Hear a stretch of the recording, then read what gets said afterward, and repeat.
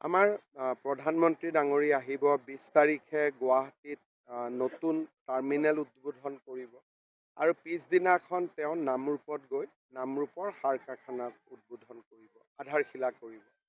প্ৰধানমন্ত্ৰী বিজেপিৰ কাৰ্যালয়টো আহিব আৰু প্ৰধানমন্ত্ৰী ডাঙৰীয়াই আমি যি শ্বহীদ স্মাৰক নিৰ্মাণ কৰিছোঁ তাতো প্ৰধানমন্ত্ৰী ডাঙৰীয়াই গৈ শ্বহীদসকলক শ্ৰদ্ধা জনাব। এটা দীঘলীয়া কাৰ্যসূচী আছে, ২ এদিনতে গোটেই কাৰ্যসূচীখিনি আহি পাব। তেতিয়া আমি সাংবাদিকসকলৰ জৰিয়তে ৰাইজৰ লগত শ্বেয়াৰ কৰিম। বহুত বেছি ধুনীয়া, মানে ধুনীয়া নহয়, বেছি ধুনীয়া। ধুনীয়া বুলি ক'লেতো এটা জেনেৰেল বুজা যায়। এই যিটো বিমান বন্দৰ বা টাৰ্মিনেল হৈছে সেইটো বাঁহেদি নিৰ্মাণ কৰা হৈছে, কপৌ ফুলৰ আৰ্হিত নিৰ্মাণ কৰা হৈছে আৰু বহুত বেছি ধুনীয়া। অকল ধুনীয়া বুলি ক'লে ভুল হ'ব।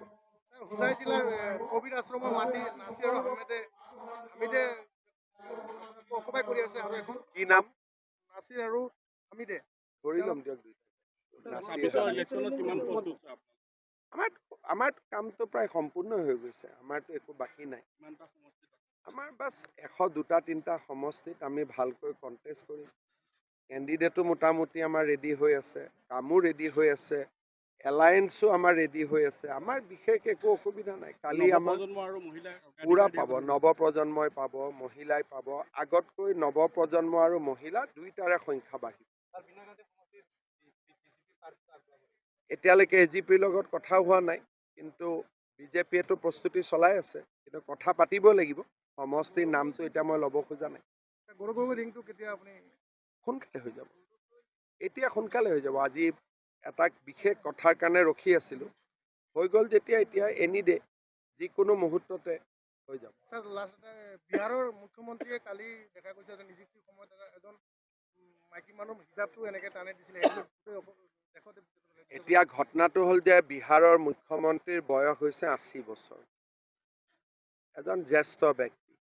তেওঁ যদি হিজাবখনতহে চুইছে, সেইটো মই নাভাবোঁ যে সেইটো আমি বহুত বেছি নিগেটিভলি ল'ব লাগে। এজন দেউতাক বা এজন ককাক বুলিয়ে ভাবিব লাগে, কাৰণ নীতিশ কুমাৰৰ যথেষ্ট বয়স। ডেকা ল'ৰাই কিবা এটা কৰিলে বেলেগ কথা আছিল, তেওঁৰ বয়সেই ইমান।